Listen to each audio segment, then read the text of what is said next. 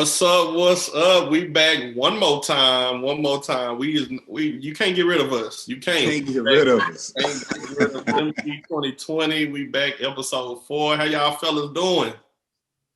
Good, man. Good. Happy to be back. How are you? How are you, Mayberry? Man, I'm pretty good, man. I can't complain. You know, it's always a good time getting it in with my fellas.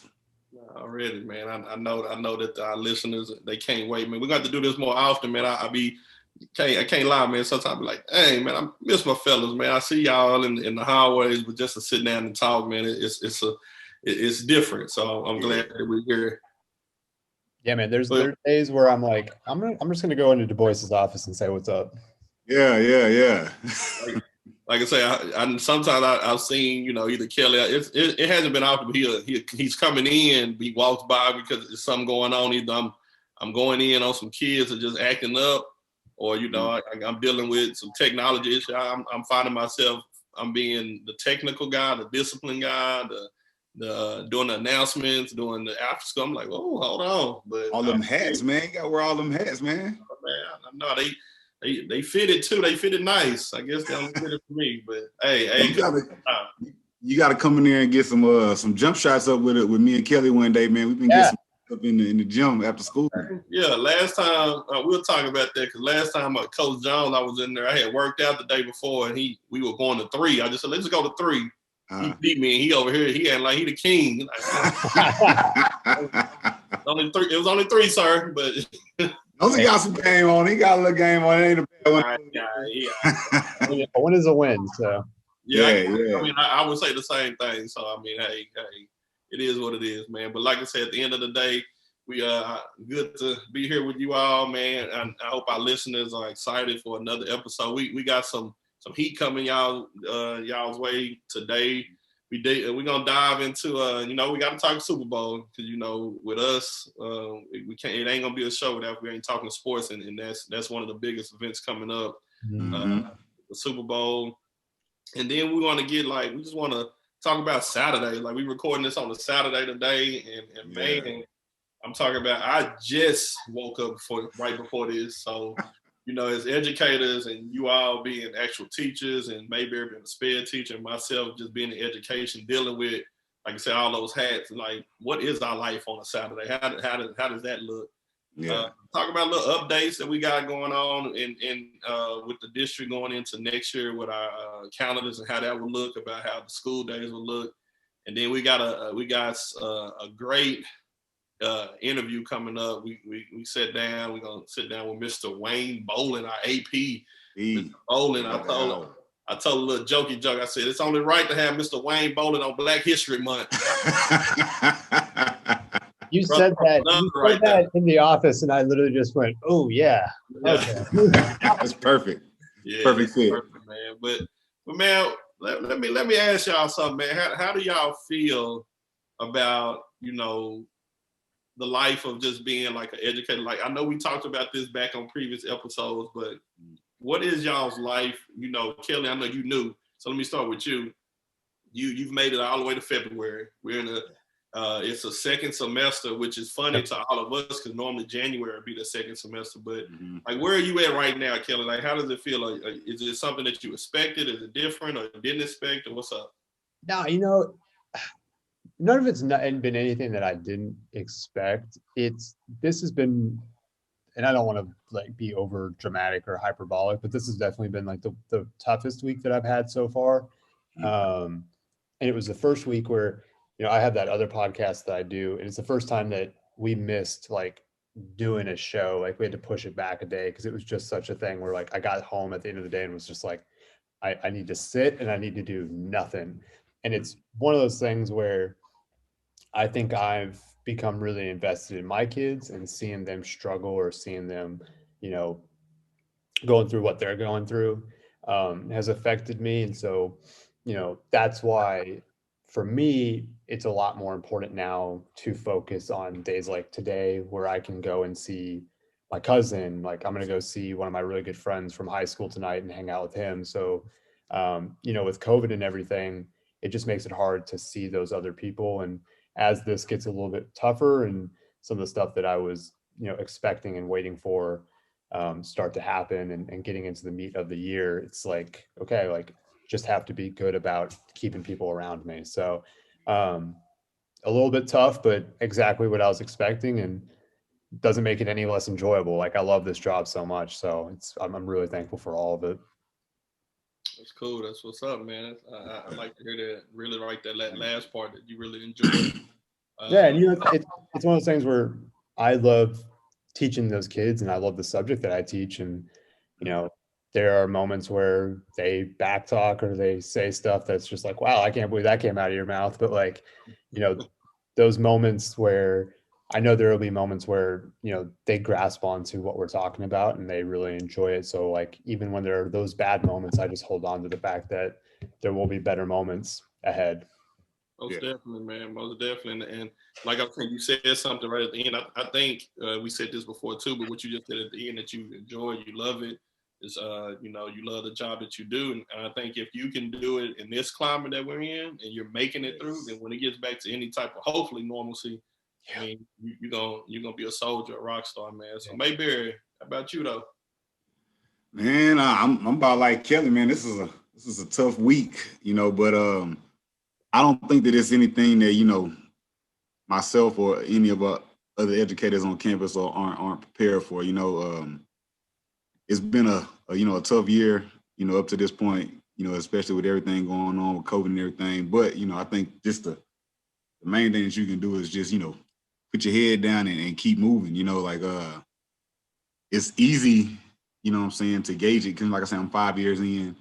So, like it's things that you expect coming in, especially at the beginning of the year and then midway. But I mean, like I say, I feel like we're all prepared for it. We all got good, strong minds, and just got to kind of, push forward. And it's days like today, so you can talk to your fellas and you actually get some rest and recover from the week, that make it enjoyable as well.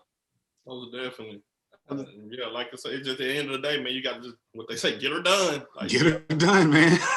and ain't no time to procrastinate, complain. Just like, hey, you got to get it done. I think for me, like you say, I think all of us this week, it has been a little, I think this is when they say this is what you signed up for. I took off Monday for my daughter had an appointment. So I was still kind of like, I'm that type of person, just me, like my phone, the emails are still connected to my phone. So even I'm at the doctor's appointment, I'm in the car, I'm getting emails and I have to respond back right then. So I'm still responding. So I knew what Tuesday was going to look like, but walked in Tuesday and I'm handling the stuff that I knew about. But then, like I say, the discipline part, and it's just like, oh, boys back, it's time. Like, here go, like they were just lined up. And this week, man, kids, man, I don't know what was in the Seagoville water this week, but dude, I don't know. This about that time of the year, kids are, let's just say they're tired of each other. They're tired of their teachers. With everything mixed in right now, that's them tempers start flaring. But it was the incident on, that was Thursday morning. We had one, some incidents Friday, 2 of them back to back. Then like I say, and then we got these skippers. Woo! Yeah. Mayberry I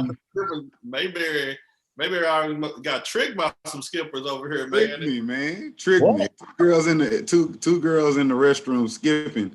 One of the substitutes teachers asked, me and Coach D to, hey, we need y'all to find these 2 students. So I went to the restroom. I didn't want to walk in or anything, and I called their names, and of course they didn't answer. So I said, hey, nobody's in here. Nobody's answering. A little girl passed by, I said, are you so-and-so? She said, no. I said, go in this restroom and see if 2 girls in there. She came out, she said, yeah, it's 2 girls in there. I said, y'all get out of here. Get out here. You're lying to me without saying nothing. Man. Yeah, without saying nothing. Like, and so that was fun. They brought to my office and Mayberry sitting in the chair. And we all like, man, we got to teach you on the new tricks of these kids, man. They almost got you. You got a picture of them 2 girls when they thought you walked away. We got them. We didn't have to say nothing. I was going to get back up. Yeah. So, to add on to that story, I was telling Mayberry that sub came to us and was like, did you find her? Like, yeah, we got them. They're like, yeah, because she's a sweet lady, but she came like, yeah, because they were on Instagram Live. And I was like, and I'm sitting there like, Instagram. And I'm like, I said, what? And I'm like, I said, oh, okay, Instagram. They said, like, yeah, they were doing something like going live. I said, oh. She said that she held up the phone and they were holding up the phone at the same time. I said, you were watching a video, ma'am. Like, don't worry. You know, man, it's just funny, man. Like we were just talking, just these generations, like that substitutes generation, my generation, and then these new kids, man. It's just different, man. And like, it's funny. It's funny, but you know, that's like I say, this is what we signed up for, man. So like, our days were busy, but as long as we still serving the students in the right way, I think, you know, that, hey, that's our job and we doing the right things, man. But after a long week like that, so, you know, we didn't have the skippers, we didn't have the instruction we trying to provide to the students, and they're getting it or not getting it. They talking back to us. We didn't call parents. Like, that's a lot going on the mental of us. So on a Saturday, like we were just saying, you lay down on that Friday night, you relax. Some people like myself, a sidebar, me, my youngest daughter, and my wife, we bought an air mattress just for when guests come over, but we laid on the air mattress last night just watching TV, and we all passed out on the air mattress. I'm talking about, like, so, you know, how's your Saturday how does your Saturday look as an educator, Mayberry? How's Saturday look? My Saturdays look like sleep. Oh man. Now, you know, Saturdays are really, you know, the days that I use to recoup. You know, I really enjoy my weekends, you know, with being a coach. We don't get out of practice until 7:30 some nights. You know, we wait for our kids to get picked up. You know, I told y'all before, but, you know, so getting home at 7:30, you know what I'm saying, Monday through Friday, you know, game nights, we don't get home till 10 o'clock, you know, trying to make sure that I get something to eat, make sure that I can still try and get me a workout in, you know, all of those things, you know, add up. So when Friday gets here, you know, it's kind of like, whew. You know, I need some rest, maybe a drink or two, you know. And then, you know, Saturdays, I use my Saturdays to recoup, you know, play a little golf. In fact, I'm probably gonna play a little golf here later this evening. So, you know, just kind of, you know, enjoy my hobbies, you know, enjoy my time, get some extra sleep, get some extra rest, and, you know, catch up from the week. Yeah. I mean, it's, you know, Saturdays, it's weird because, like, even for me, like, I get home probably 4:45, 5 o'clock, and now with, you know, starting in, I'm going to mess this up so bad, I think October, whenever daylight saving times starts, whenever it is, it gets dark at 5:30. So, like, you're getting home, it's getting dark immediately. So, like, Saturday, you get to wake up and you can actually enjoy, you know, the outside, the daytime, and get some stuff done, or just get some rest and, you know, forget about all the craziness that happened and just recharge that battery and, you know, try to see people that you want to, you know, outside of school that you want to hang out with. Yeah, I mean, for me, Saturdays, like, I try my best now. I've been intentional, like I say, trying to leave work at work and kind of handle that, like, you know, pick up on like Sunday evening, looking at some of the stuff that's getting ready for the week. But Saturday, man, when you're married and you got 3 kids over here, Saturdays are a little different because you're not waking up at 6, but you're waking up like at 8 or 8:30, and you know, if the wife still asleep, like, somebody got to get up and feed the baby. Like, she just ain't gonna feed herself.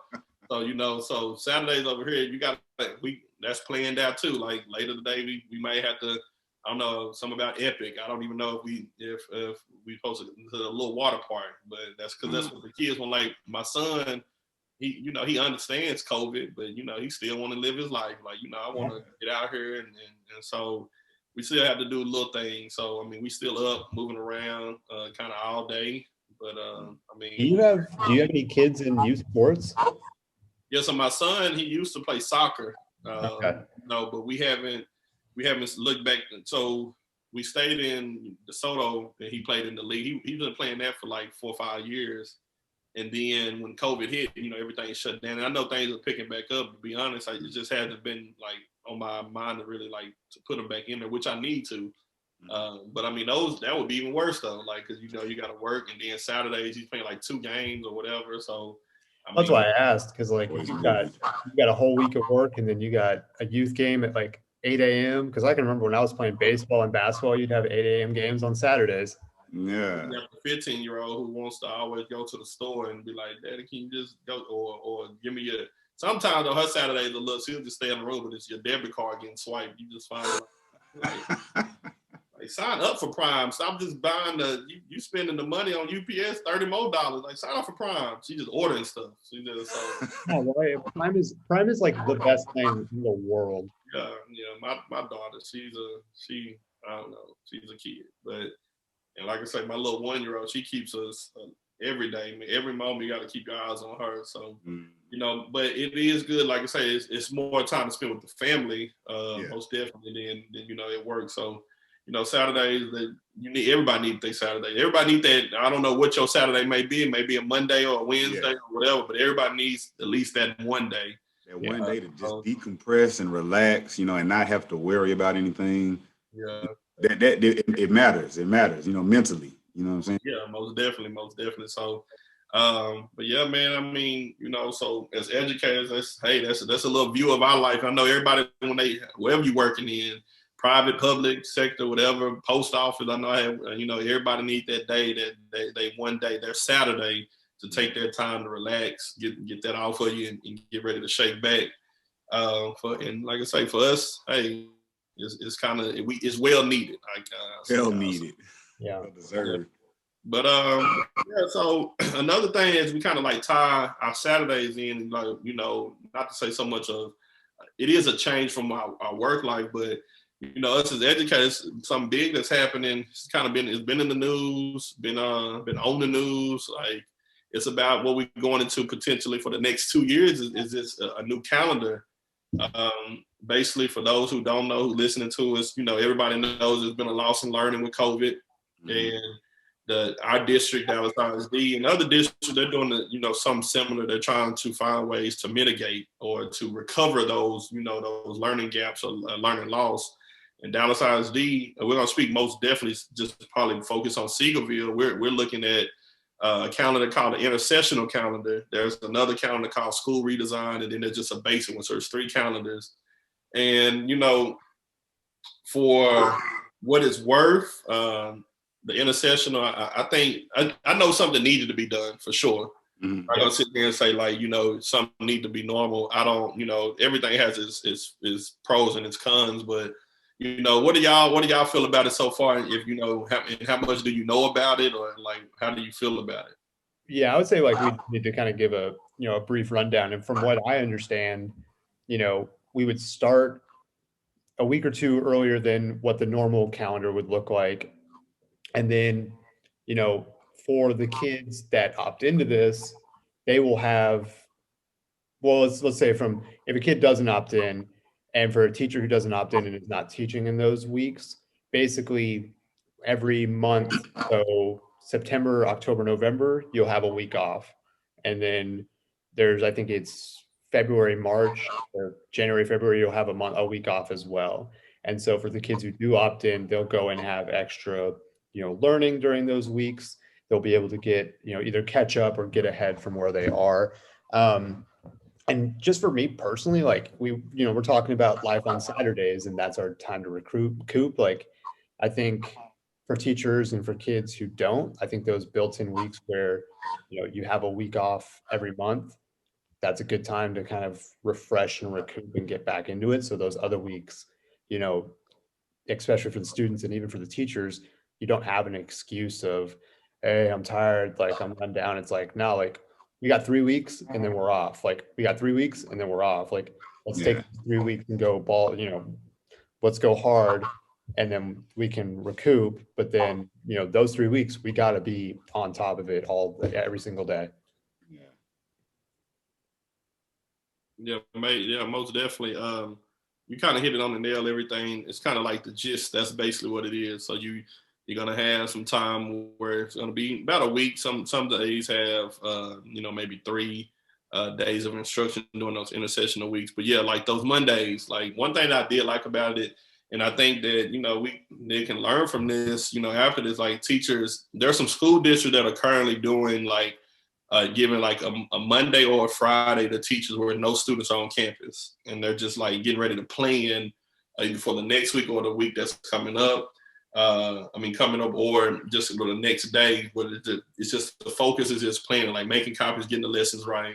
And I think I like what they're doing with the intersessional calendar, like for that Monday, because every first day, no students will be on campus. And then you got 4 days of just, instruction with selected students who will come, and everybody else who's not working or even in school during the intersessional week, yeah, they're off. So some students will still get their summer break of time. It's just not coming in that June and July type feeling. Yeah, it starts early, ends a little later.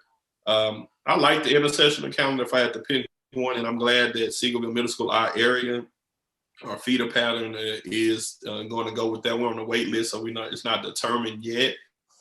But I think we're kind of leaning that way. So I like it that way. I mean, I'm down for it. Like I say, to see it if it works, like I said, something needs to be done. I'm glad we're just not sitting back and just like, hey, let's just, wait and see if something works. Like we're taking a stance and kind of going out there first and diving in and seeing what we can do. Hey, Barry, how does it feel for like you as a special ed education teacher?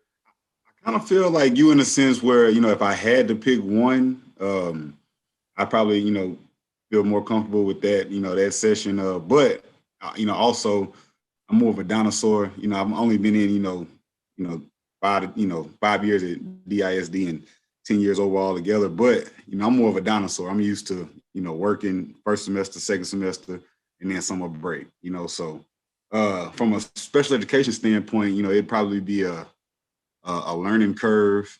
Mm-hmm.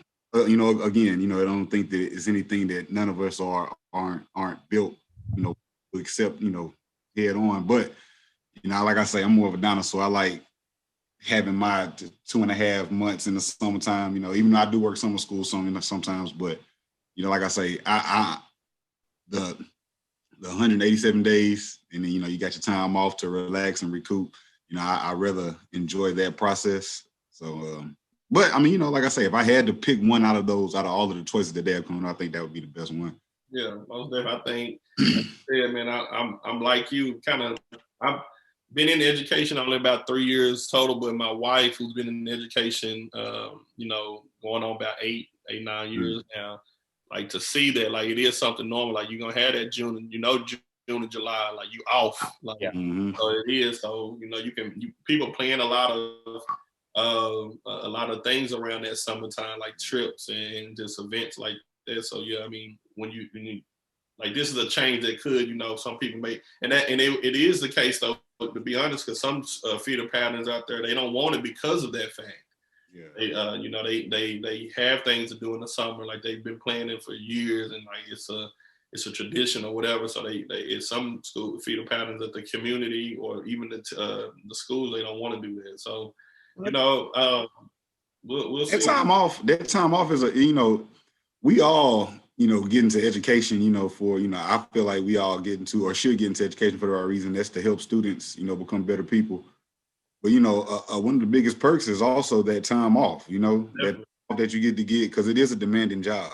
Yeah, it's talked about job physically. Yeah, we just talked about the Saturdays we need. That's like we need all those Saturdays. Like all of them, not losing one. Well, let me ask you all this: like, from a student's perspective, and this is something I thought of whenever it was first, presented, was there are going to be students who can opt in. But it wasn't just for students who are behind, it's for students who want to get ahead as well. Mm-hmm. What do you think? And I think the word I'm going to use is the psychological effect, and how other students will react to those students who are there to get ahead, but are going to be viewed as they're going those extra weeks by the students who aren't. Do you think that there will have to be something where we basically, don't let kids bully other kids for being there those extra weeks? Because I think there could be that aspect of it as well, if that makes sense. So you basically saying like, you got some students who are going to be there because they need to kind of like get the learning that they lost, and then you got some who are trying to advance the learning. And so how do you think those kids are going to be viewed by the ones who aren't going that extra week? So so from what I'm understanding, like I said, all this is it's coming out rapidly, like updates. But from what I know about the intersessional, it is about acceleration, enrichment, and differentiation. Like those are the three areas they're going to focus on. So when you got your, the differentiation, I think that'll be focused to those who have kind of struggled. And then you're going to have those there. I mean, I don't know. I mean, that's a good question because, like I say, we were just talking about how social media, outside somebody a kid may like, you go to school and and so, I mean, what we have to, I think, but that's our job as teachers and educators, that we go ahead and we stopped that before. Like everybody, whoever, you shouldn't talk about anybody for any reason because we all have flaws. I mean, so if I could break it down that way, it's a good question. It's something that probably I need to think about more because I didn't think about that. But I mean, with social, but it will happen. Like I'm at home, you're at school, like you, and it may be that, like I say, it may be a kid who just at school because he wants to be there to learn more, to advance his learning. Yeah. But that's a good question. It's an unintended consequence that I think, maybe isn't thought about, and it's nobody's fault for not thinking about it. It's just, we know how, in my first year being here, seeing how some of the kids talk to each other, or just like what I know is being put on social media, like it's almost going to be an inevitable thing that's going to happen. I think kids, because we all know kids be kids, but I think that it also be one of those things where it starts inside of the classroom as well with the teacher. The teacher nipping some of those things in the bud, making sure that students understand that that's unacceptable, and that it won't be tolerated, Good point. Aspects. Most definitely, yeah. But I mean, that's even something, like you said, that we need to focus on maybe when that comes around, and talking to students beforehand about it. And but that's good though. That's a good question. It's a good thought-provoking question. Yeah, fellas. I mean, we'll see, man. Like I said, I think at the end of the day, keep going back. That's what we signed up for. I think Mayberry said it again. We signed up to make sure that we are supporting and educating students to be better, basically, at the end of the day, better than academics, better overall people. So whatever I think happens, hey, we're going to be there. We're going to do what we got to do. We may complain, but we're going to do what we're going to do. So yeah. Don't listen to the complaints. Just watch the action. Watch the action. That's all I'm talking about. Like, now, if you complaining and then you still ain't doing nothing yet, that's a problem. But that's when we got a problem. Yeah, complain, but do your job, do your roles and responsibilities. So that's perfect, man. But hey, fellas, we talked about Saturdays, we talked about weeks off, and there's two teams that had a week off for preparation, and they not playing on a Saturday, but they playing on this what should be a holiday. Right? It should be, and the next day should be a holiday. Yeah, we could be off on the next day. So, but Super Bowl Sunday, fellas. Super Bowl Sunday, we got the Kansas City Chiefs going against old man Brady and those Buccaneers, man. Who wants to jump in? Maybe who are you rocking with first? Who like, I know we don't have, none of us have a horse in the race. When it comes to the Cowboys, I guess that would be a scrub in the race. But nobody. Like, I mean, who are you rocking with? Why? And then, give me something else. How do you feel? I first want to say that the Texans should be in the Super Bowl this year, but not because of taking the Cowboys. No, man. Hey, look. This is the thing. I think this is going to be a great game. And I'm going. Okay, so I'm not rooting for anybody in particular, but I like the idea of Tom Brady, who's 40 plus years old, winning another Super Bowl. Coming from the AFC to the NFC and still dominating and still making it to the Super Bowl. I think that is awesome and fantastic. And Patrick Mahomes has plenty of years to win more Super Bowls, so now I wouldn't be disappointed if Patrick got his either. He's Texas kid, so right up the street in East Texas. So but I don't think that I'm rooting for anybody, but I think if I had to pick somebody, I think I want to go Tom Brady because he's the greatest quarterback of our generation. I think that's hands down. So that's. Kevin said this is ridiculous. I said, dude is ridiculous. Dude's ridiculous. Said this is ridiculous. Dude's ridiculous. It's ridiculous. He's one of the craziest athletes we've ever seen, and it's insane when you look at the picture of him at the draft back in '99 or 2000, whatever it was, and he's the skinniest, dorkiest looking dude who gets picked in the 6th round, and now he's got 10 Super Bowl appearances and like 7 a placeholder.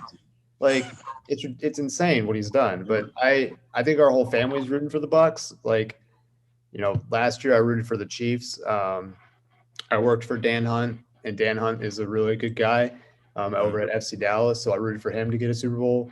I know a dude who works for the Chiefs as well. So like I was stoked that they got, you know, rings and everything, but I don't want a team winning 2 in a row. That's just that's me being selfish. I would love for the Cowboys to get 5 in a row again, but you know, I don't think we're going to. That will never happen. We're not going to see Super Bowl for a while. Keep wishing. Yeah. So, no, the Super Bowls, I love the Super Bowl. When I was in middle school podcast, I would literally the weekend before the Super Bowl, I used to do infusions, and I would have to be out the whole weekend at home. And for some reason, it always lined up that it was the weekend of the Super Bowl. So I just watched Super Bowl highlights. So I've seen 30-minute Super Bowl highlights of every Super Bowl for like from the first one till I think like the 40th one. So the Super Bowl is so much fun, and there's just so much that goes into it. And the commercials are always fun. So it's going to be a great day tomorrow.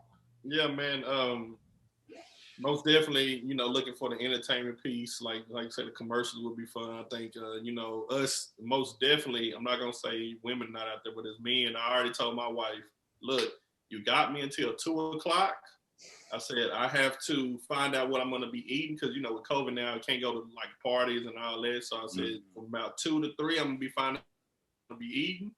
From 4 to 5, I'm shower, got to get dressed, and then when 5 o'clock hit, like I tell them, I'm not your daddy, I'm not your husband. It's going in either if I can't be in this living room, I'm in a room with the door closed. Whatever goes on out there during that time is your fault. Like, it's your fault. Like, so, and but if I had to pick, like I told you, like Mayberry just said, and then I talked to Nurse Shelley, shout out to Nurse Shelley at our school. Nurse Shelley. Talk a lot. She's a Saints fan. She likes Patrick Mahomes. So I told her when my Colts got beat, I was like, dang. I was like, all right, the Colts weren't gonna win it. I'm gonna root for KC because I like Patrick Mahomes. I like everything that they're doing. Like they're doing it the right way. Mm-hmm. Like I like that. Mm-hmm. But I didn't really care who won. But I was like, okay, Kansas City, and they got there. But now, man, that Brady's there, and when I look at that Bucks team, and everybody's like, I'm like. I think I'm gonna say if I had to pick, I think the Bucks are gonna win. It's gonna be a good game, close game, but I think the Bucks are gonna win. I wouldn't be surprised. It wouldn't kill me or nothing if KC won. And I would be happy for Mahomes if he won. But I personally feel, man, that I think the talent that they have on the offense of Tampa Bay, and they got it most definitely an explosive on KC. I just think that it's gonna be something different there on this game. It's only and that's what I like about football. It's only one game, so you throw the wrong pick, you fumble, you do something crazy. We seen that happen when remember the Broncos when they played Seattle that one year. They started off with a safety, and it just went down from there. So like it's one game, and it was terrible after that. So being a Colts fan, I probably would root against Brady. I like what he's doing because it matches up what I believe in. Like I'm a LeBron James fan. LeBron goes to Cleveland. He starts out in Cleveland, moves to Miami. He's LA. He's just that type of leader.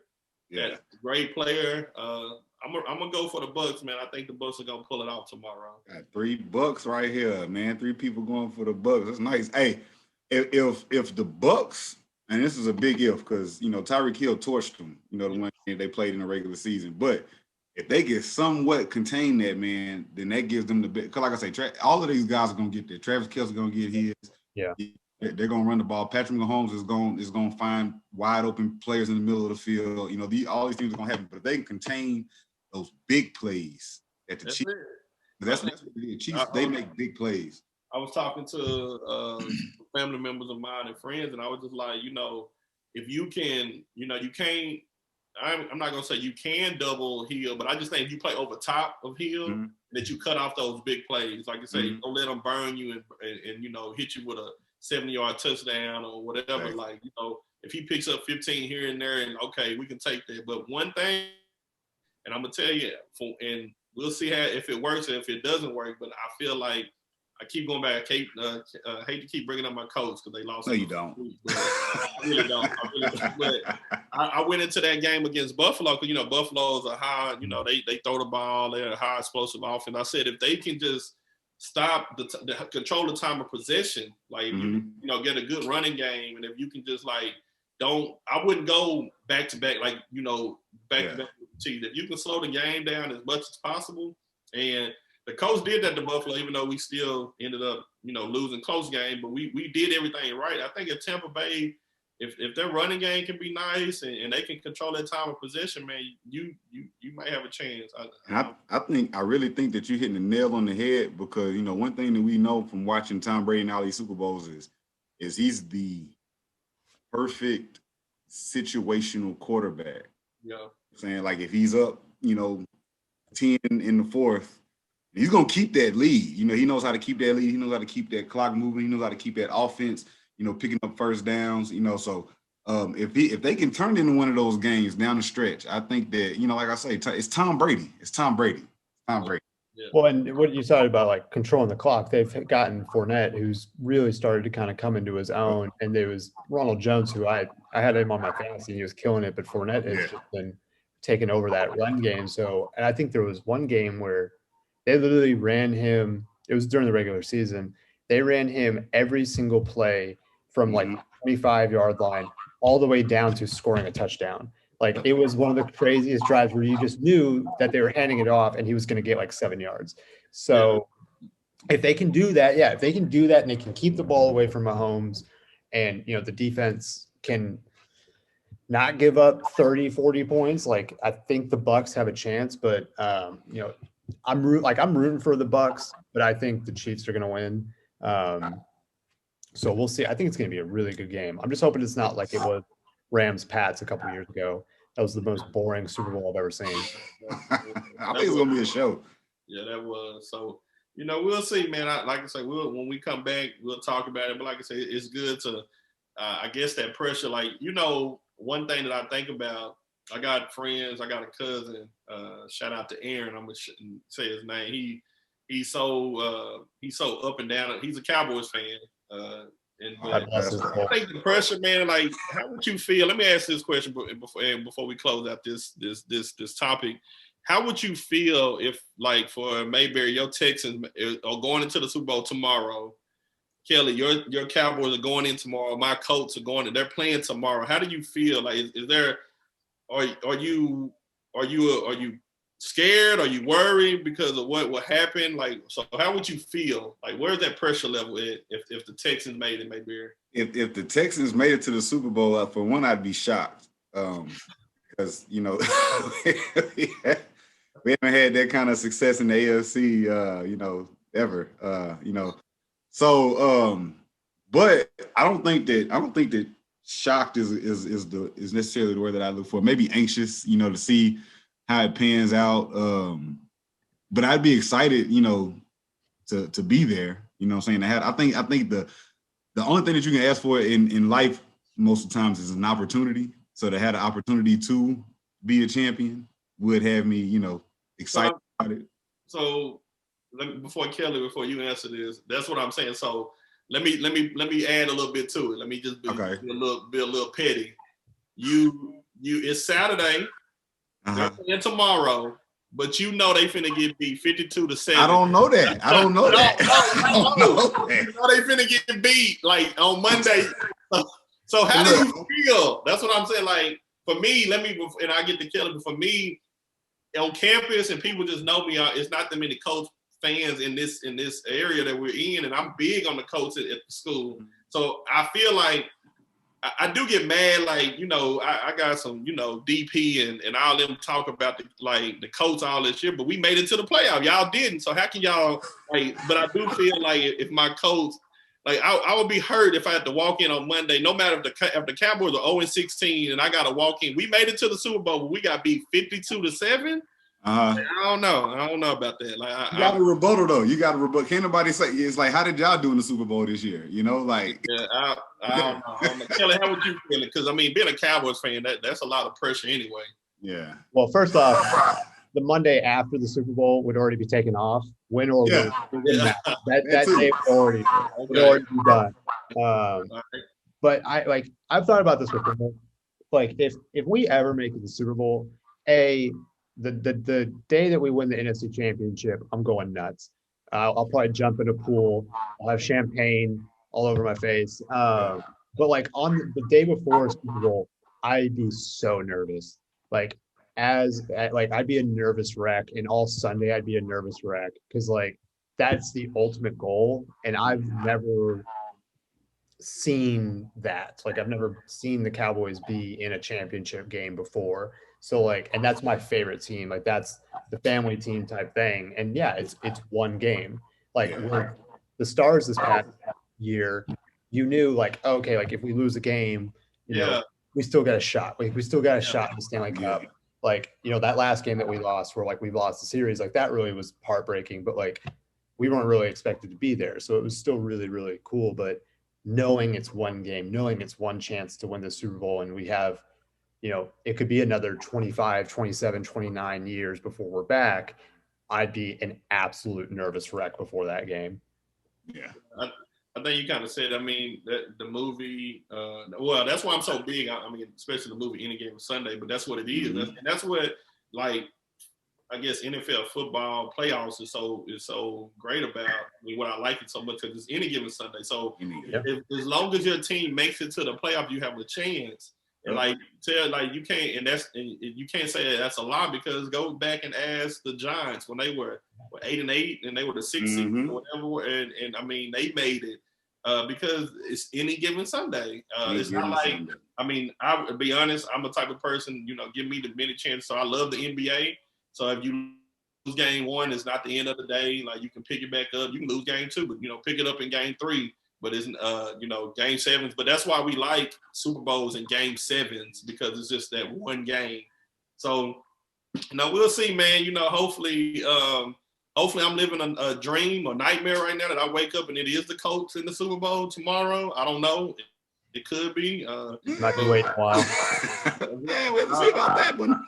We're closer than those Cowboys, and we show closer than those Texans. Hey, hold on. I want to get some good news. The Deshaun Watson, we're about 80% to 90% sure that he'll be a Texan next year. Okay, so make sure you people remember that moving forward. All right.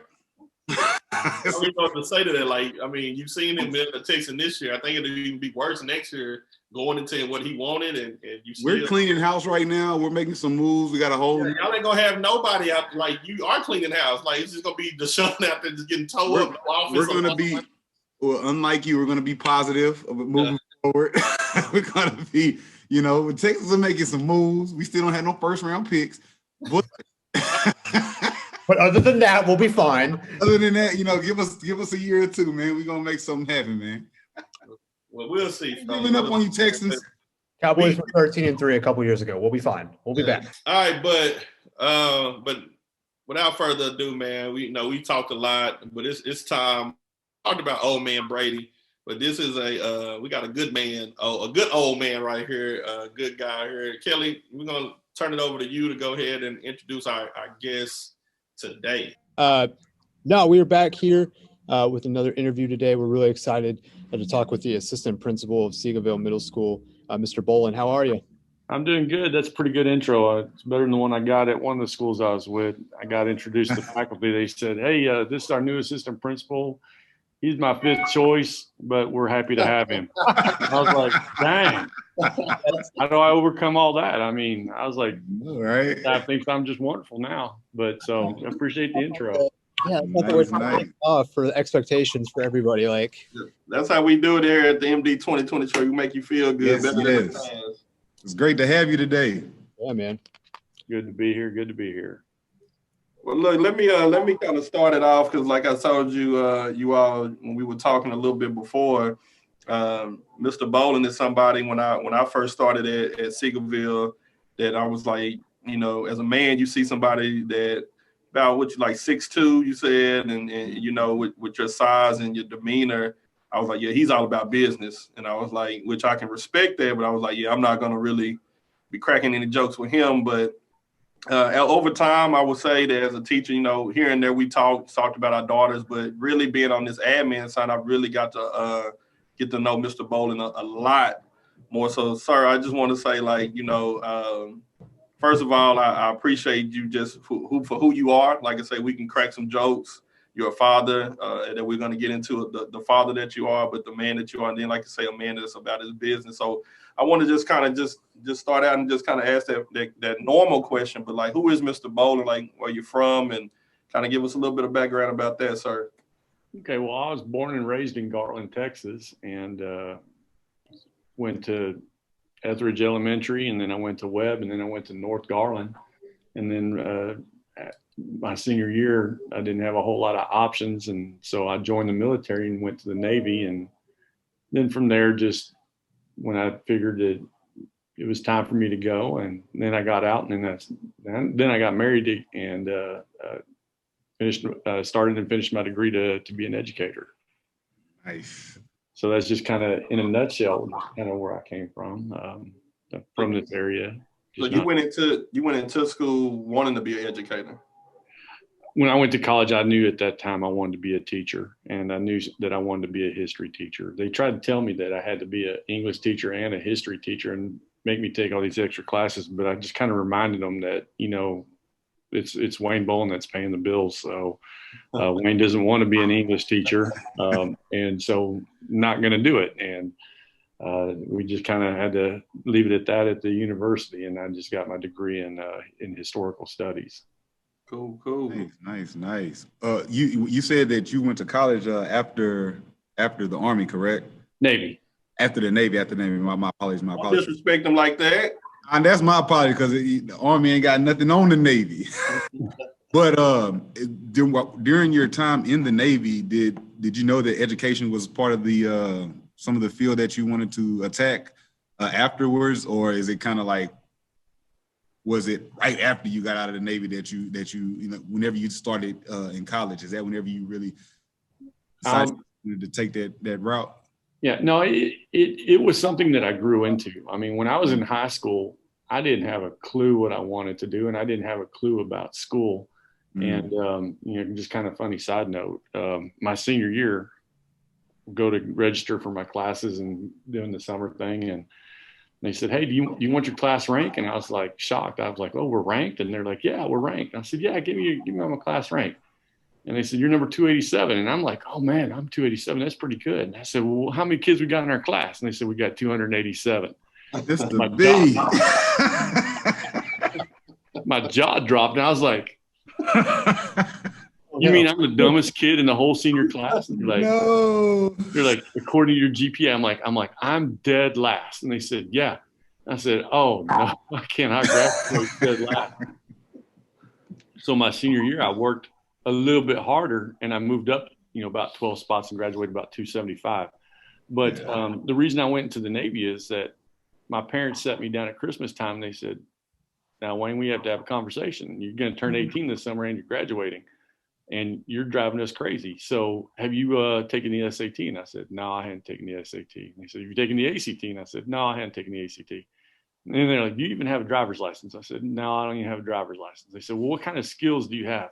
I'm like, "Well, I like to referee soccer." And they're like, "That is not going to pay your bills and not going to feed you. Have you applied to any colleges?" And I'm like, "No, I haven't applied to any colleges." And they said, "Well, you got to do something, because when you turn 18 in July, you are out the door." And I was like, "Well, what am I going to do?" And both my parents are veterans. They're both Navy vets. And they said, "Well, you might want to join the Navy." And I had never even thought about it. And I was like, "Why on earth would I want to join the Navy?" And my mom was like, "Well, wherever you go, no matter what, you'll have a bed to sleep in and a kitchen to go eat in." And I was like, "Oh man, that sounds really good. I'll have somewhere to sleep and eat." And so I'm like, "Okay, Navy's the place to go." And I don't have 10 years in the Navy, not one day on a ship. I spent most of my time sleeping in the dirt, in the hills, missing a lot of meals. And and that's how come I joined the Navy. It wasn't because, I had this burning desire to be patriotic and serve our country. It was just because I didn't have any other opportunities and hadn't really, didn't have the maturity to do anything else at that time. And so I did that. Now, growing in, being into a teacher, my first 7-8 years in, I did a lot of operational stuff, and I did a lot of stuff that was really, pretty cool. But then you know, it's a young man's game. And so they are like, you know, you're getting kind of a little old, and we got these 18, 19, 20-year-olds that come in, and we want you to start, you know, teaching them. And so, you know, I had to do a lot of teaching and training of these 18, 19-year-olds. And I just kind of found that I really kind of had a knack for it, and I really enjoyed it. And got to the point where in the Navy, I was like, okay, you know, I'm single. I got one truck bill. That's all the only payment I have. And I said, you know, what am I really going to do with my life? And all the things that I wanted to do in the Navy at that time, you know, the options that I wanted to explore, they all told me, nope, you can't do that, can't do that, can't do that. And what they told me I had to do, I really didn't want to do. And I just couldn't find a reason why I had to stay in. And I said, you know, I really enjoy teaching, and I really enjoy this part of life that I didn't even expect to have. I think I'm going to get out, go to college, and I think I'm going to be a teacher. And you know, some people ask me, you know, do you ever regret getting out? You know, you're halfway to retirement. And I'm like, no, I've never regretted it. And even in going into education, my first year, I wasn't even sure if I wanted to, you know, make teaching my career. So I had a backdoor plan, and that was to go to law school and you know, did all the necessary stuff to go into law school. And I was going to say, okay, I'm going to go through I'm going to give teaching my first semester. If I think this is going to be it, then I'm not going to pursue this other part. And if it's it, then I'm just going to forget this other part, and I'm just going to continue on the path. And I knew, you know, even before I got to that point, I knew that this is what I wanted to do. And that's why I got into education. Nice. You know, when you were in high school, you didn't really know what you wanted to do. And I feel like, you know, in middle school, obviously, like nobody knows what they want to do, but they're starting to think about it. And even kids who maybe don't have the best grades, what would you say, or what do you do for those kids who, you know, they're going into high school and they're scared that they have no, you know, inkling of what they really want to do post high school, post college? You know, I tell kids a lot of times, and I have a lot of conversations with them. I'm like, yeah, I absolutely do not believe that your grades reflect how smart or dumb you are. I really believe that your grades reflect how hard, you know, you work. And so, you know, just case in point, in high school, I did terrible. But in college, you know, I actually worked in those classes. I enjoyed those classes, and graduated. You know, I'm not trying to pat myself on the back, but I graduated with a 3.93 in my undergrad. Mm-hmm. And but in talking to kids, I'm like, you know, it's not uncommon to not have a clue what you want to do. So I didn't figure it out until I was 26 or 27. It's just, you might have to experience life to experience what it is that you like and don't like, and what you're good at and what you're not good at. I thought, you know, I knew in high school I was terrible at math. My dad's an engineer, and he could never understand why I couldn't understand math. And when I got out and, you know, got out of the Navy and I was going to college, I thought, well, you know, maybe that was just me and being immature. Maybe I'll enjoy math. Well, no, I don't. I'm not good at it. And I had to learn that, you know, I need to work within my strengths, and being an engineer was not going to be one of my strengths. Or, you know, even things like being in carpentry where you have to use a lot of measurements and stuff like that. It's something that I struggle with greatly, and that's okay.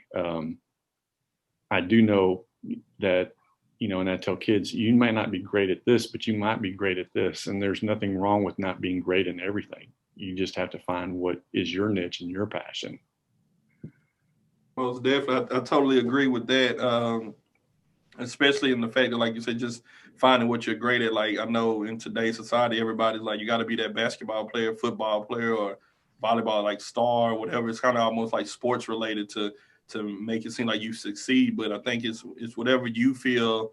I mean, we have to keep promoting that and instilling that in our kids. Whatever you feel is that you're going to be great in and that you want to do, that's what you should, you know, strive for. But I mean, I like the fact that when you said that, you know, you had a 3.93, so somewhere you went from almost from the bottom to the top. Yeah. To college, which it has to be, and I think that comes with maturity, like you said, like a mindset. But I would want to ask, kind of like, you know, with that kind of like what you were saying and when how you turned it around, what has been like one of your greatest accomplishments? And that can be in education, that can be in your fatherhood and your marriage life, but what would you deem as one of your greatest accomplishments? Okay, so I would say probably the greatest accomplishment I have is added as a dad and as a father.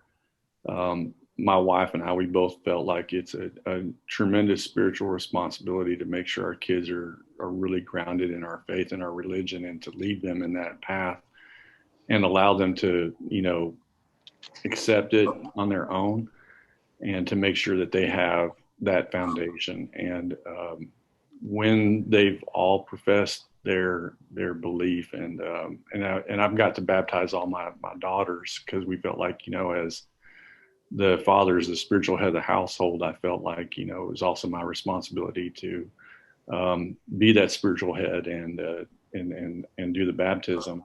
And that's probably my greatest accomplishment, but it's probably not one that I talk to with anybody that often or at all.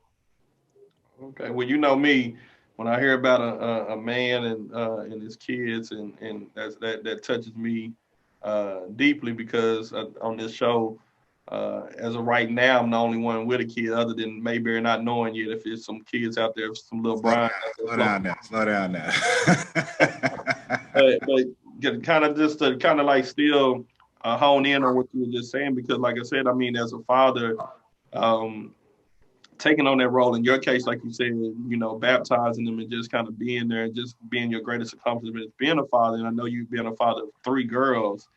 You have a lot of say so in how they're going to be, their lives and what they're going to be like, believe in what they're going to stand for. And I know we've had conversations just kind of like at duty, and just talking about, our kids with their education, and then their kids, especially with the young men that come into their lives. So I would kind of just want to ask a question about, because we will have certain students listening to this, and can you kind of just talk about what is the expectation for your daughters in like, let's say, like with dating, like what do you expect from the young men and from your daughters, and when it comes to like if they're trying to date or just growing up in general?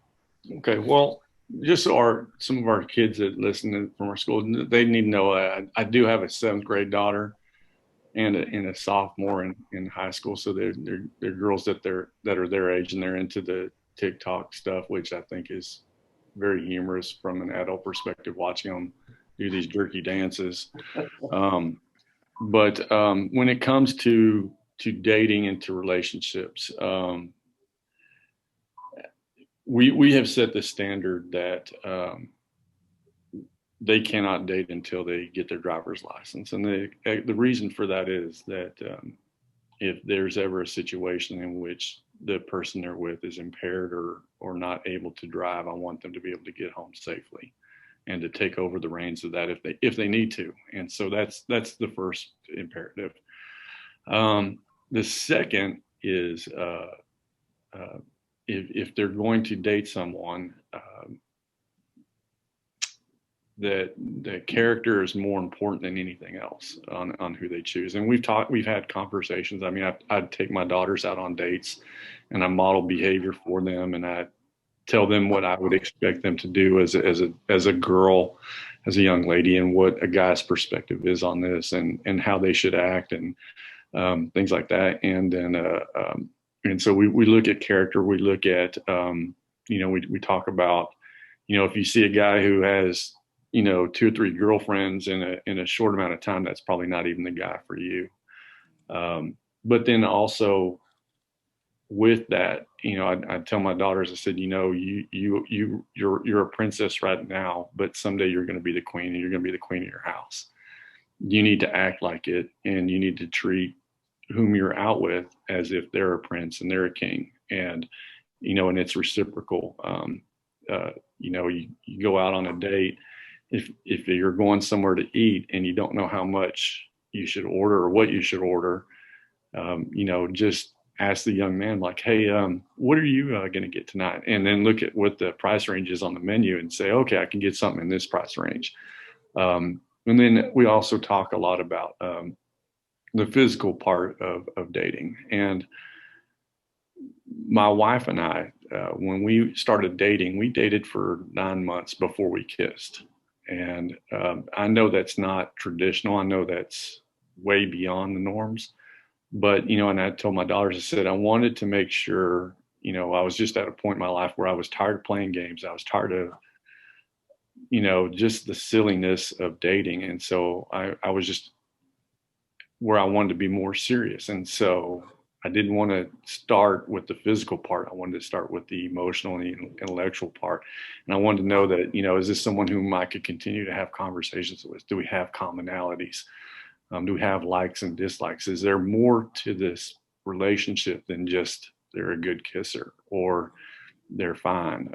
I needed more of that in my life. And that's one of the things that we tell our daughters is, the purpose of dating is not just to go out and have a good time. The purpose of dating is to start preparing yourself for marriage and whatnot, and to take these matters seriously. So my oldest has had 2 boyfriends. And I told her, I said, I want you to just kind of enjoy the relationship part, but let's not get in a hurry and do all these other things. Because unfortunately, relationships always end up in 2 ways. You either get married or you break up. And if you go into that knowing that those are the 2 outcomes, then it's okay to take it slow, and it's okay to take your time and to let things marinate, and it's going to be all right. And there's no rush to do anything, because once you cross the line, you can't go back. You're going to only go to the next line. And so those are some of the things we've had a conversation about with dating. I think that's impressive, actually. And I think that's something that our younger kids, should hear. Because a lot of times, we go after, who's the prettiest, or like you say, who is the best kisser, or, saying different things that don't really matter down the road. And so I think that it is more important to, look at those intangibles. I tell them to be really observant of boys.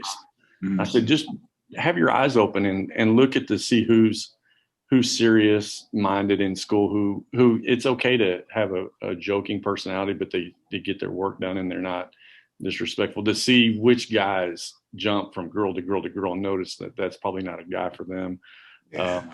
How they treat people. I said, be observant on how they treat people, because how they're treating someone publicly, or even if they think someone's not watching, will be how they treat you when you have some alone time. And so just be observant of behaviors. It's interesting, like you said, when you started to get serious, or you started to, like, maybe not get away from what some call like the hookup culture, but you started to get more serious about it. That's when you found that person for you. That's how it was for me as well, where all of a sudden I just kind of like stopped really pushing and, just was more serious about it and understood what I was really looking for. And then that's when it really happened. And I met that person that I've been with for 3.5 years now. So it's like, do you think it's the same way? And do you feel like that's how we should be teaching our kids? Like, if you're maybe not necessarily taking it seriously, but if you're not pushing, if you're not really stressing about it, like, it'll all kind of fall in line. I think parents need to teach their kids.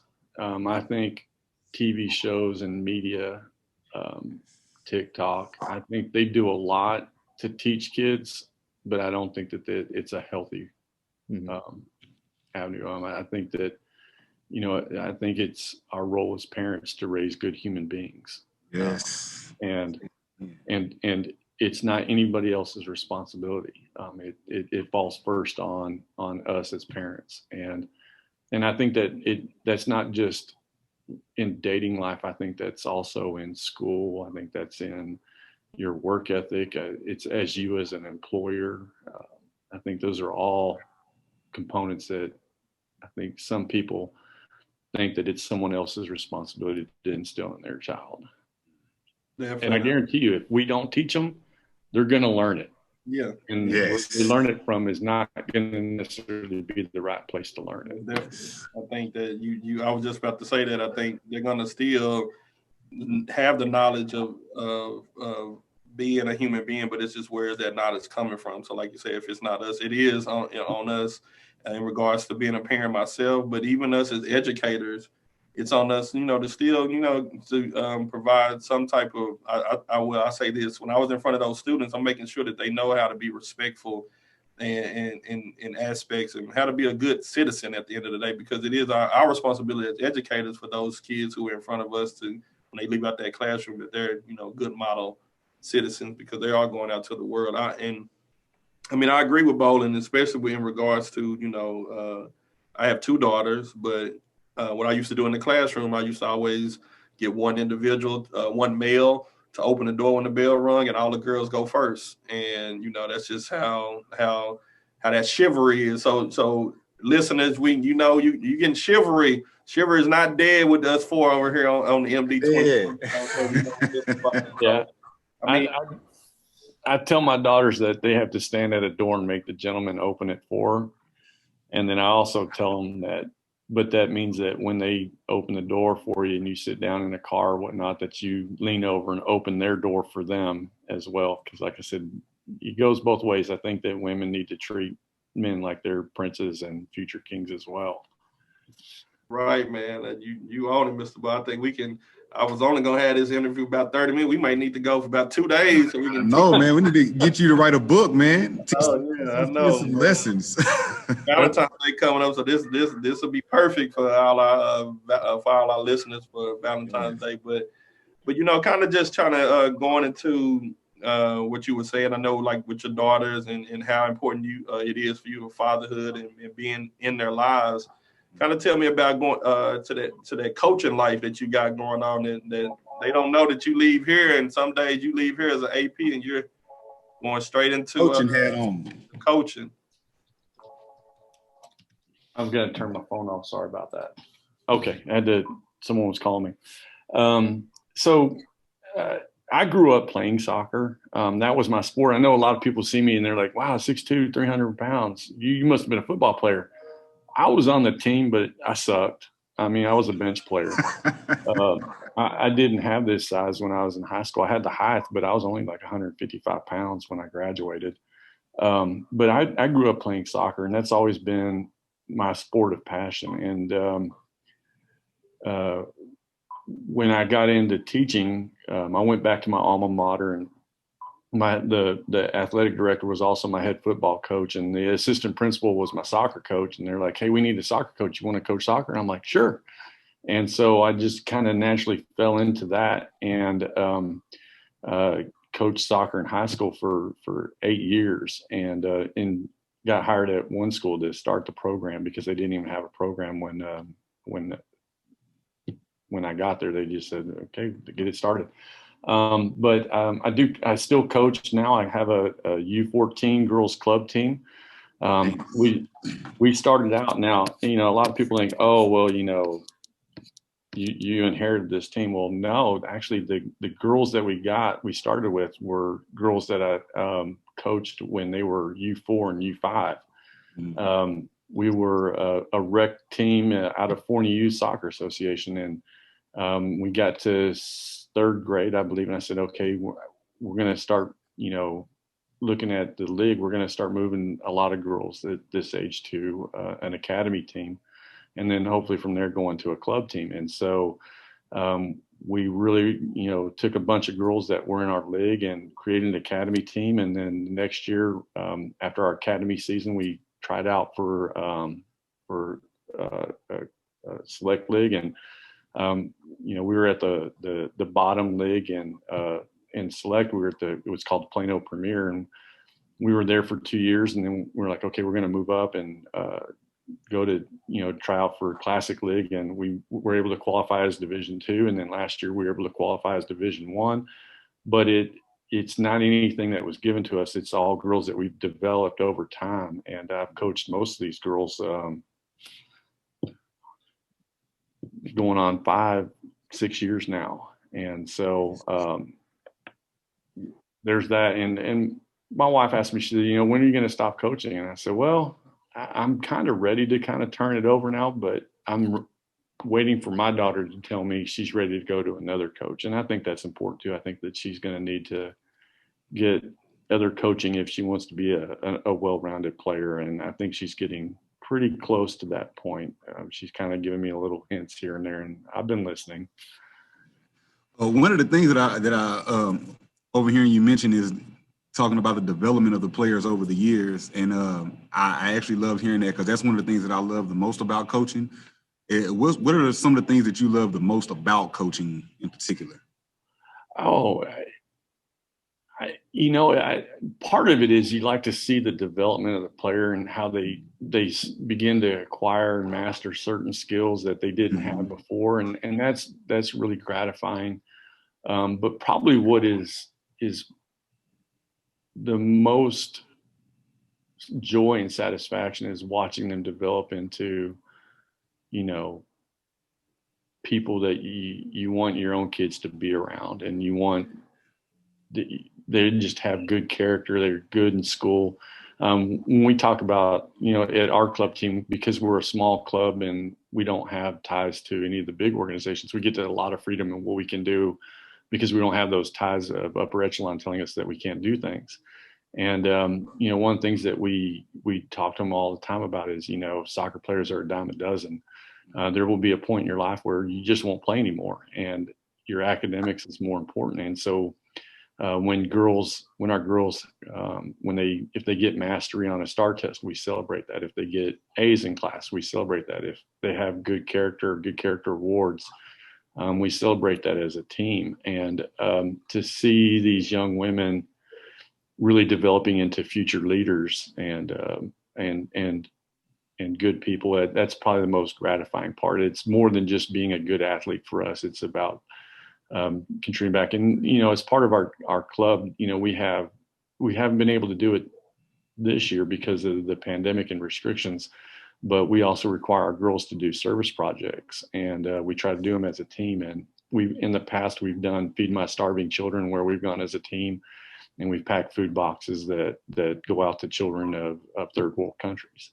And so, those are just things that you enjoy watching them grow and begin to give back and realize that there is more to life than just this little part of them. What was it like coaching your daughters, like y'all relationship? My youngest,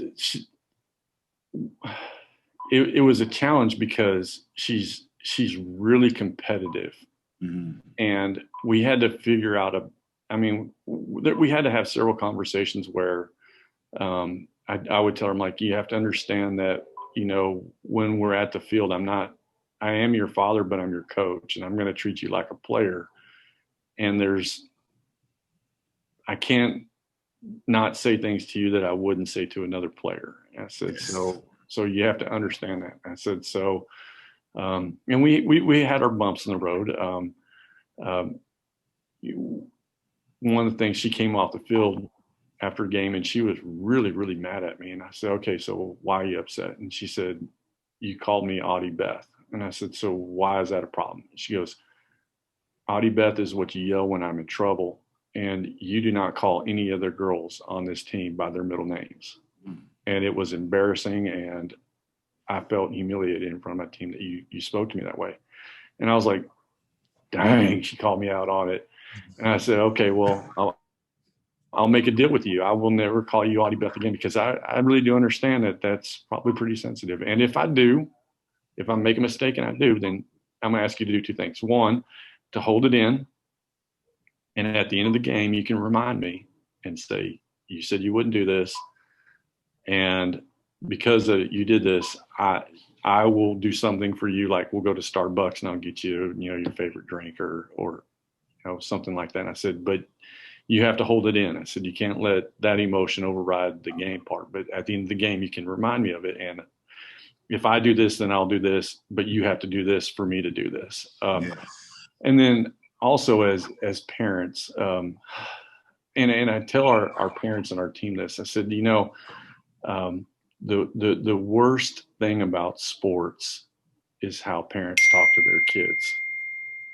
And I said, you can make or break your child by the conversation you have with them after the game. And so when you have conversations with them, and I do this with my own child, when we talk about a game, I'll be like, okay, what are 3 things that you did great in the game? Not how the game went, but what are 3 things that you did great? Okay, what is one thing that you really struggled with? So what is one thing you can do in the next practice or 2 that you can address to meet what you struggled with? And that way, you know, you're giving them a lot of positive affirmations, and you're acknowledging that maybe there was something that they weren't that good at, and then the steps that they can do to get better at it. And so that's the challenges of coaching your own daughter. Yeah. So you obviously Texas is a huge food place, and heard rumors that you're a pretty good cook. What's your kind of go-to meal for when you're getting ready to cook for everybody? It's not a rumor. All right. So are we talking breakfast or are we talking dinner? Let's go dinner. Okay. So probably each of my daughters has their own specific tastes and palates that they like. My oldest loves chicken fried deer. And so we'll get some backstrap and we'll tenderize it, and then we'll have chicken fried deer, and she really, really likes that. And my wife likes that one too. My middle child, she really likes pasta, and so for her, she really likes my spaghetti, and I make my own spaghetti sauce, and they really enjoy that. My youngest, she just likes to eat, so if it's breakfast, she's all about it. The other stuff that she'll eat, but her breakfast is her favorite meal. And when it comes to breakfast, I think that's important. You know, like when we talk about meeting the needs of your kids and your spouse, that you understand what their love language is. And my love language is acts of service and doing things. And so one of the things that I do for my family is every Saturday morning, I'll make breakfast. And depending on the moment, depends on what we're having. Last week we had a French toast casserole with maple sausage links. Tomorrow we're having a tortilla breakfast lasagna. So we're going to make that tomorrow. The staff, I bring them pumpkin cream cheese muffins from time to time, and they seem to like those pretty good. So yeah, I do enjoy cooking, and I really enjoy eating, which is why I look the way I do. You look fantastic. Yeah, I know. So I had I can most definitely testify about his Saturday mornings, because he would text me like, hey, this is what we eating today, and like I said, last weekend he texted me, and I was like, man, I told me and my wife we just gonna come spend the night on a Friday, and just wake up on Saturday. He talking about, well, yeah, we got a tree to cut down. I said, nah, I'm not gonna be able to do that, but that. And then, and the other time was when he came to me. He was like, edubois. He was like, have you ever heard of maple bacon crack? I said, wait a minute, Bollin. I'm like, we just met. Like, and I was like, what is that? And he told me about it. I looked up the recipe, and I went home and I made it. I sent him some pictures, and man, my family loved it. So I'm learning from Bollin in regards to that cooking, because my life is only around hamburger helper, and that's really it. But now yeah. Bollin, he's a chef over there. So I have a question for you, Mr. Bollin. Let's say you're cooking a meal and you want to purely impress. What's on the menu? What would you have on your menu? I don't do anything different. I'm gonna cook whatever I'm hungry for, whatever's in the pantry. It's not gonna change. If I'm wanting my wife to put a little honey on the biscuit, I might do some steak for her. But that would be for her. For the most part, we just cook pretty simple foods.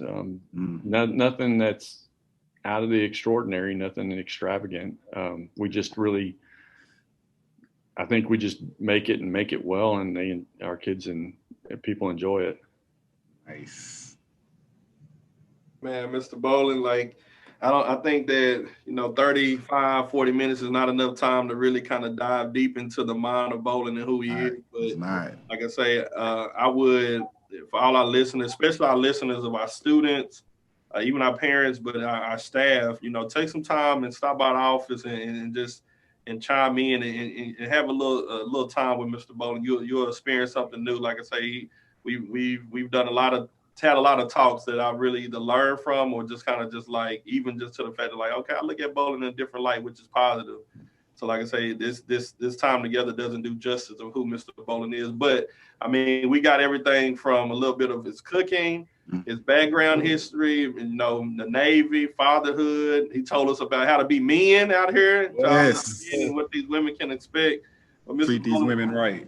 what we like to do, give you this last little bit of time as we conclude this little time together. Anything you want to say to our listeners, to parents, just anybody, as we close out.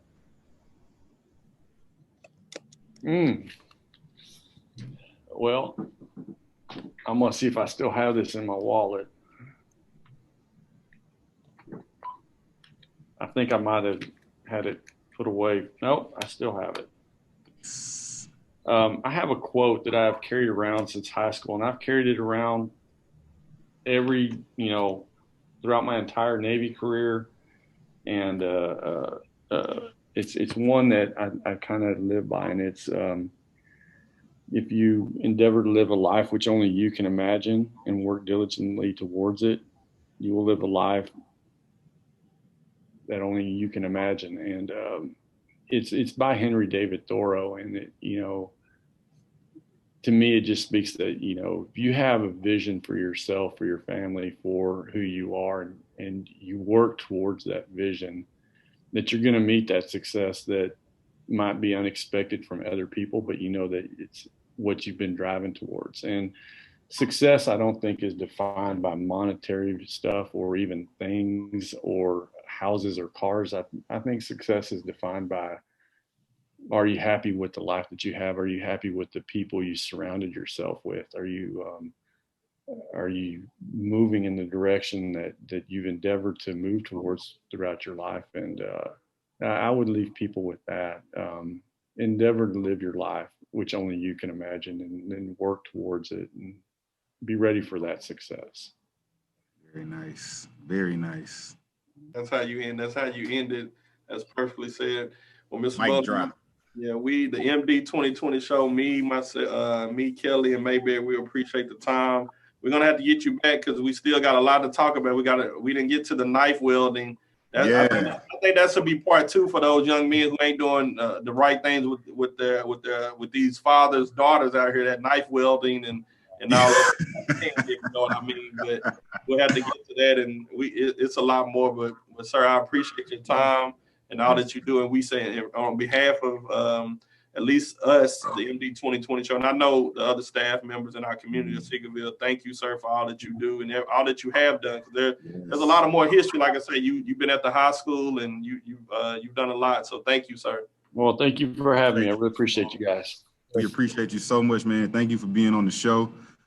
It's fantastic. This is a great man right here. Yes, sir. All right, yes, sir. Well, fellas, at this time, man, like I say, it was another just time together of learning, man. I can't deny the fact that, like, when you have somebody, especially some people probably can't see Bollin, but with the beard and all the grays and the whites, that's a lot of knowledge there. So it was an opportunity to learn a lot. What did y'all take away from it? I think one of the things that because one of the conversations that we've had a lot is over our years of working together is about a lot about coaching, and I've also worked with Mr. Bollin, like I said, as for our grade placement committee. So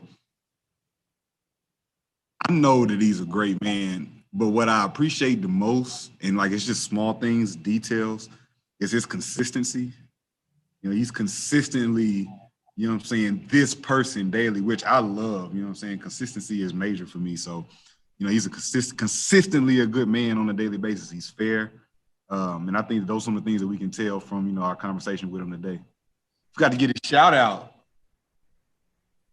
You said you got to give a shout out to him? No, we forgot to get his shout out. Oh yeah, we did. I'm gonna have to holler at him. We did forget to get the shout out, but we most definitely will get that from him. Kelly, what you take away? Yeah, I really liked hearing, his approach to fatherhood, how he's handling raising girls. And for me, like personally, I've always, like, I obviously not married, don't have kids yet, but always still thinking about that is like one of my buddies just had twin girls, and, seeing how he's starting to raise those girls and just having those thoughts in my head of how I'll, raise daughters or boys, hearing some of that advice and hearing some of that insight, really, really helps. That is huge for everybody and especially for me. So awesome just to hear that firsthand.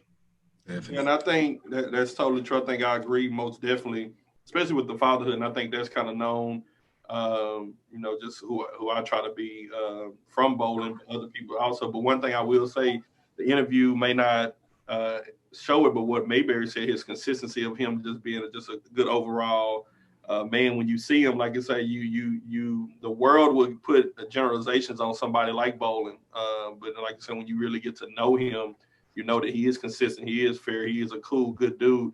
I told him this story when I was teaching. He does, like, he was doing after school duty or something, and us being teachers here at Seagoville, you got to walk your students all the way outside the door, and that's just like, and so I had, after a while we get comfortable, I just was watching my students go down the stairs, and I was like, oh, they good. And so next thing you know, I hear somebody like, what, who's your teacher? And I'm like, oh man. So I hear, and they were like, the boys, all my students told on me. So I come down and there's Bollin. It was me and Paulo. He was like, hey, y'all have to walk your kids all the way out. Like, that's just the expectation, which, like I always say, now being on kind of this side, that means a lot. For me, it's a convenience just to walk them, just to, let them go. But that means a lot. And like I say, he's consistent. And like I say, he holds you accountable. So I was really expecting, because I was just like, man, hold on. Like, but that was funny. And that when you say he holds people accountable, consistency aspect of it is like nobody's above being held accountable. You know what I'm saying? So it's hard to not respect that.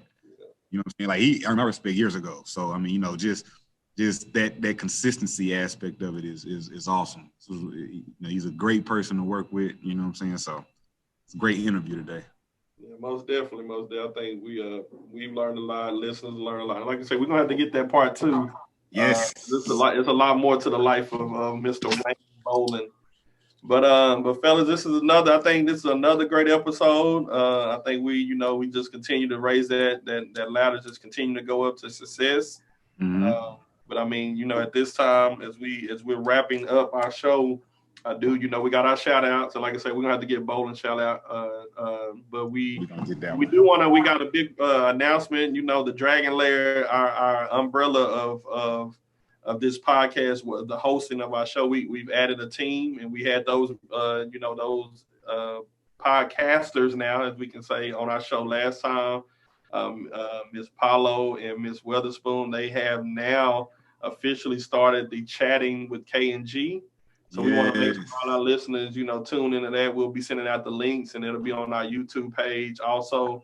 So please, as you listen to us, support them as well. And if you support them, support us. So it's a teamwork. So we growing over here, man. We getting it live over here under the Dragon Lair. So with the MD 2020 show. But fellas, it's about that time. I hope y'all got those shout outs ready. Mr. Kelly, who's your shout out for this episode? I'm gonna go with two. It was gonna be one, but I gotta shout out another person now. So I'll go with the one that just kind of popped up. There's an actor by the name of Christopher Plummer. He passed away today. He was in Knives Out, which is one of my favorite movies that came out a couple years ago. He's also part of one of the crazier behind the scenes things that's ever happened in a movie called All the Money in the World. It was supposed to have Kevin Spacey, but whenever that kind of broke, he hopped in literally 3/4 of the way through the production and basically refilmed all these different scenes. So that was kind of a cool behind the scenes thing. But he's a great actor who passed away today. So wanted to shout him out. And then I wanted to shout out one of the coaches that, helped me a lot when I was in high school, kind of took me under his wing and, made me feel like I was able to accomplish a lot of different stuff. His name's Coach Andre Hart. Wanted to shout him out because he just got a huge job promotion. He just got hired on to be the linebackers coach at Jackson State University under Deion Sanders. So he's moving on up in the world. He went from coaching Trinity Christian Cedar Hill to a couple of state championships and is now on to the college level. So I'm really excited to see where he goes. He's a great guy, a great man. And those guys that are going to be under him at Jackson State are really lucky to be coached by him. Yeah, that's what's up. Nice. Shout out, man. Yeah, that Christopher Plummer, man. I didn't know that he passed today, but yeah, that All the Money in the World, that was a good movie, man. About the kidnapping and all that. So that he was a great actor. I enjoyed that movie as well. Yeah. And man, Deion he's building a championship team out there, man. Yes, Deion's been doing his thing. They're doing a Barstool Sports docu-series on it. They're on the Jackson State program. So Coach Hart's gonna be on there, and I can't wait to watch it. Nice. Yeah, most definitely. And then I'm gonna hold it down at the end, man. I'm gonna just do one this week, man. My cousin Robert Davis Jr. He goes by the name of Pokey in our family, but he was kind of a little sick this week, man. But he fought through it. It was kind of getting a little scared to our family, but he fought through it, man. And so I want to give him a shout out, man. Much success to him in regards to his health. He's my first cousin, so that's like a brother to me. So I'm glad all is well. But yeah, so I appreciate you all and Mayberry. Go ahead and give us your shout out. So my shout out for today, we're gonna shout out. Got one person in the group. We're gonna shout out Coach DeGrew, our athletic coordinator here at Seagoville Middle School. He does a great job. He builds a great rapport with, employees. All of the students love him. He does a great job. What they say, give him my flowers, give him my roses now. And then I want to send a special shout out also to our entire Seagoville Middle School coaching department. Everybody up here works hard, and I won't go individually name by name, but a big shout out to our coaching community here at Seagoville Middle Schools, Seagoville Middle School Dragons. Big ups. Everybody just keep on doing what you're doing. Amen. They put in work. Well, everybody, we appreciate you all as always. Another showdown, episode 4. Like I said, we just hitting them back to back, 4 or 5. Back to back. And like Dr. Dre said, the next episode, tune in with us, and then hopefully bring you. The ladder keeps getting higher with our guests, but just topics and just discussions. Send your feedback, any feedback, and then share the podcast with your friends and family, and also check out our sister station, Chatting with K&G. But until the next time, Kelly Mayberry, it's a pleasure. Love you, bros, and y'all be safe, my man. Always. See you guys.